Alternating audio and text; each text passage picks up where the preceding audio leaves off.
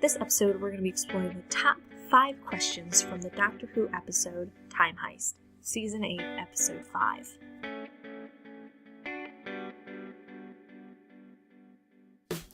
This was something that I first noticed watching the episode. It's the most secure bank in the galaxy, and yet there are vents that are so big that 2 adults abreast can walk through it, and it shows that it can easily hold all 4 of them. And on top of that, where are all the guards, guarding the vents, guarding the rooms? And it just seems like, okay, this is supposed to be the most secure bank in the world. But once you get past the initial phase of just testing your DNA or getting into it seems really, really obnoxiously easy. And I think part of this was probably just, ease of plot device. But on the other hand, there's kind of a theory that since the Doctor was the architect, maybe he was either helping of building the bank or influenced the person making the bank and actually had them add in these large events because he knew in the future that this mission was going to happen and they would need those vents. So it's kind of a little theory of why there were the vents, because otherwise it's not really the most secure bank in the galaxy if, you can just go through vents and get places. So kind of thought that probably the Doctor had a hand in that.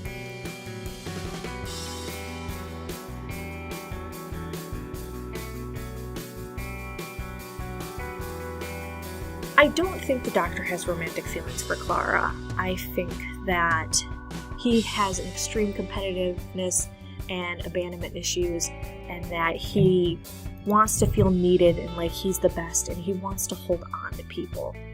So I don't necessarily think that he has feelings for her still, which, he might, you never know. But I think it was more implied that he wants to be important in his companion's life and he doesn't want them to leave him.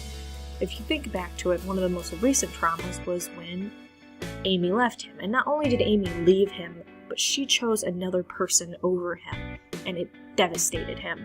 And so I think part of him still wants to avoid those feelings and be competitive and be important in their lives and kind of be like, whatever you have with him is never going to be as great as you have with me, even if it is on a platonic level.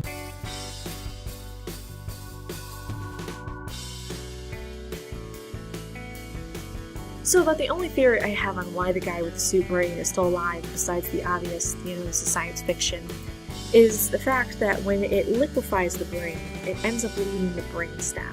And the brainstem is all you need for normal stuff like your heartbeat being regulated and your breathing and things like that.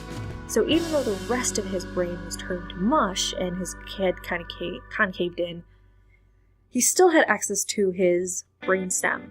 Which is also kind of where the thing comes in from zombies, shoot them in the back of the head, is to kill the brainstem because they no longer have access to all their memories and personality and stuff like that, but the brainstem is still active. So that's my best guess of why he was still alive.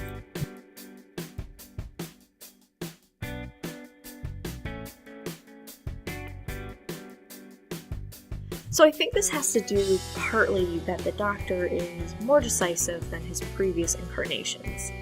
When he wants something, he does it, he gets it done. He's very straight arrow, there's no wiggly wobbly, this is what's going to happen. When he wants someone to do something, they do it. So perhaps the TARDIS could have picked up on this, perhaps of the scheduled remodel this time was internal, so maybe the Doctor actually made a point of, when restructuring and remodeling the TARDIS, that he made sure, that it knew, I want to go where I want to go, there's no more of this wibbly wobbly crap, let's go. And on the other hand, we do know that the TARDIS can be very specific, such as when River Song jumps out into space and the TARDIS ends up catching her. So we know that the TARDIS and the Doctor is capable of doing specific times and dates and places. But we also know that the TARDIS doesn't necessarily take him where he wants to go, it takes him where it thinks he needs to go. So I think part of it is just that he is becoming a more decisive Doctor, and then part of it actually might be that he remodeled it to be that way. Or, maybe had a little friendly discussion with the TARDIS.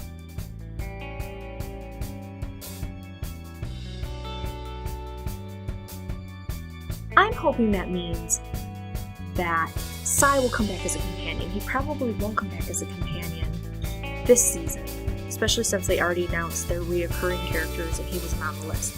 But hopefully next season, or maybe after that, he will end up calling on Sai and Sai will come back.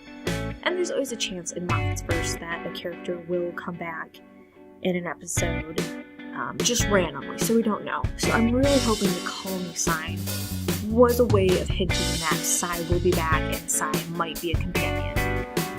And if it's not any of those things, it could just be, the Doctor making his weird self. So thank you for watching. If you want to see more Doctor Who videos, you can click on any of the links. We also have the links in the description